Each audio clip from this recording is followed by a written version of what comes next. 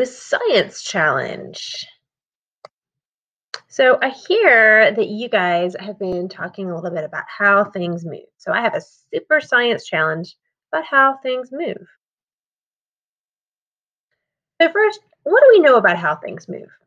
Think about that. What do you know about the different ways that things can move?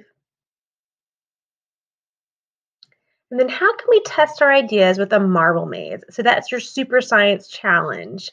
How can you test the ideas you have about how things move by building a marble maze with just recycled materials, things that you can find around the house?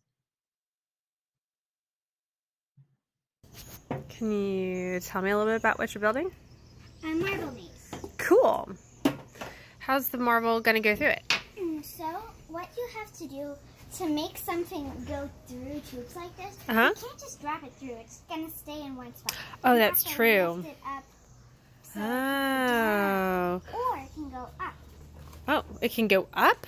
If you slant it, it can... You can make it go uphill like that? Well, you can't. You can't. I can't. Oh, well, see, I misunderstood you, and that's why I was asking that question. That was confusing. So, why do you think that is? One thing is definitely gravity. Yeah. It's gonna pull it down. If we had the force, we could just send it into the can. But we don't. Yeah. In outer space, we also couldn't do that. Even though there's no gravity, if it keeps us on the ground and not floating around. So even though there's no gravity in outer space, we can't control where this little marble will go. Yeah. Yes, because it's not that space apparently does have gravity. It's because, well, the force isn't real. You can't get the force. You can't control it. True.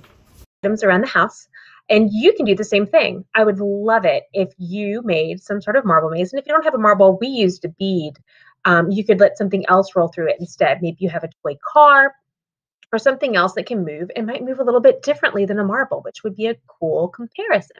So as you're thinking about how to build something and how to plan how whatever your object is moves through it, let's think about these words and phrases that talk about items in space, the order that they're in, and how they might move. So as we're building, let's think about in front of, behind, between, on top of, under, above, below, and beside.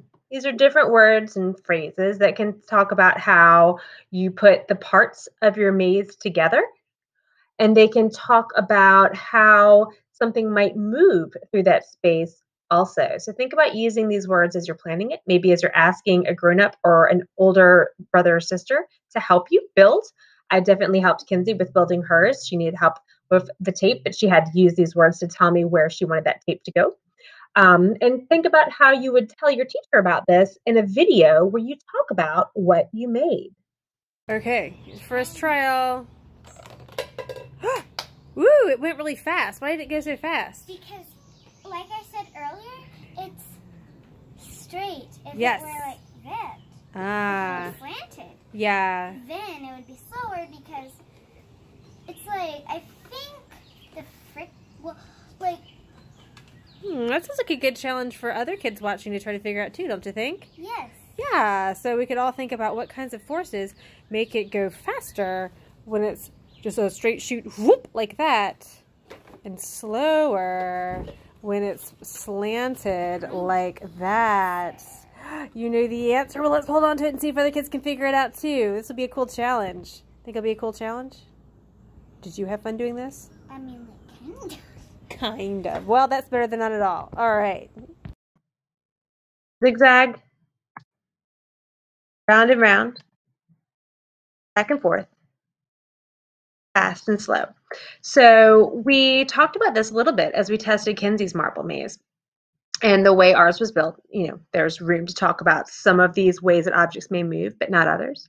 I bet you can think of ways we could have changed it so that maybe those items that marble could have rolled round and round or in a zigzag pattern. Maybe that's a fun challenge for you to think about ways to make it move faster or slower, to move from one point to another. And here are some extra bonus challenges, some things that we started thinking about as we were testing. What makes this work? What are the other forces at work? So Kinsey was thinking about why the marble moves faster when the tunnel is steep, tall, and straight, and slower if the tunnel is held at an angle or zigzag or is curved. Why does the marble move in different ways when you put the marble maze together in a different manner or if you use different materials? We only used paper tubes, cardboard tubes, from paper towels and the super precious toilet paper, right? We had other items you could have used. Maybe you have other items at your house. How could you make a marble or a toy car or a little ball move in a way that's faster, slower, zigzag, curved, spiral? What else could you do? We're also thinking about gravity and friction, which are kind of big science words, but I bet you know what those things mean, or you can find out. Do some tests, see what you can tell me about the forces of gravity and friction and how they affect things move. I know that you guys are super scientists and you can have some thoughts on this. What do you know about these ideas? And how can you show what you know in your creation? Those are my super bonus challenges. So thinking about how things move and then thinking about those big science ideas, gravity and friction. So that's my super science challenge for the week, guys. I can't wait to see what you come up with, and neither can your teachers. Let us know if you have any questions and get to building. Exciting stuff.